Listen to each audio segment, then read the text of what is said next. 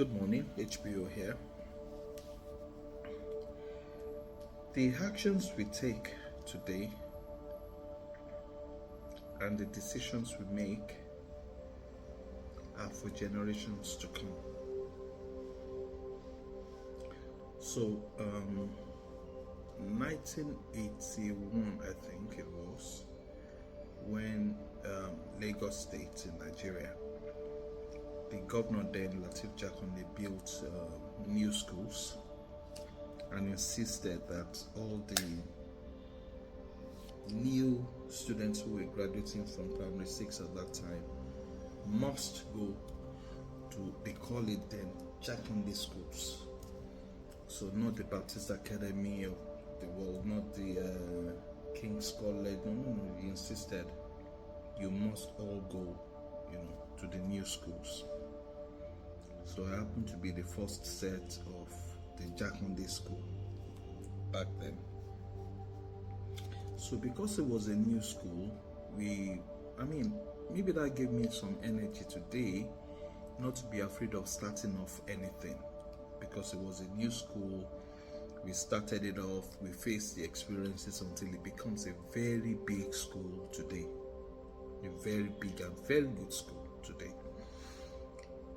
So we were, experimenting with the uniforms, that the school would wear purple and brown khaki.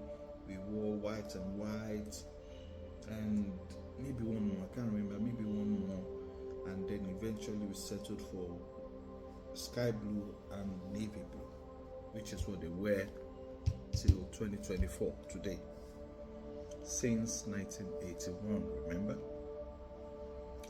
So when you have the new uniform, the school will insist, if you don't have the new uniform, you can come to school. So, young students will usually buy maybe 4 pairs like that. And they changed it after a few months. I said, no, we cannot wear that anymore. Let's change to another one. I remember the second one was white. Let's wear white.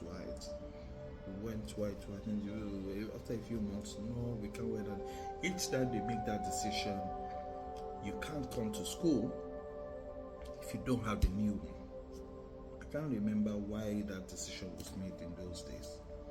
Well, all of these experiences went on before we even got to, or maybe by year 1 and year 2, thereabout. Yeah. So it got to the point where my dad had paid so much the first time, paid so much the second time. He was leaving like, wow. And they would let you go to school because you can't buy the third one. Like, I'm tired. I want to buy this set. They say no. I bought that one. They said no. And then another one. And you cannot keep managing this until I'm able to. You're not my only child, all of that. Who blames him? So he said, stay at home. Yeah, stay at home. When they really decide, I remember those were his words. When they really decide on the uniform they really want you to wear, then you go back to school. I remember those words. It was really looking very confusing indeed. So he sent me to his aunt's place. Not his aunt, his sister's place, my aunt. Who were, the children were far older than us. Like far, they could even have us as children easily, easily. In fact, most of them have children who are older, than even our first child in our home. So the last born in that house, the last child in that house, I remember my uncle, I call him my uncle, cousin, but I call him my uncle, is really, really far older than us. He usually comes home during his break at work to the family house. I would come and take lunch and go back to work. So he saw me when I came to see his mom and asked, what are you doing out of school? Now I remember just yesterday that no wonder I query any child I see out of school today. I say, what are you doing out of school? Go back to school. What do you need? Go back to school. And it's just in me right there. But that was my first experience. What are you doing out of school? I said, oh, so happened. I narrated the story to him, and he said, oh, is that why? Well, you know what? In Yoruba, he said, I cannot open my eyes and see Omo Papami. In other words, my dad was referred to as Papami by all of this. My uncles and aunts, my cousins actually, but they are older than us, right? So I cannot open my eyes and see Omo Papami out of school. It's not going to happen. Papami that sent us to school, no way. How much is the money? So he dipped his hand in his pocket, counted the money, and said, take, get back to school. And I left. Now, I never knew. I was not born when my dad was being daddy or benevolent or whatever.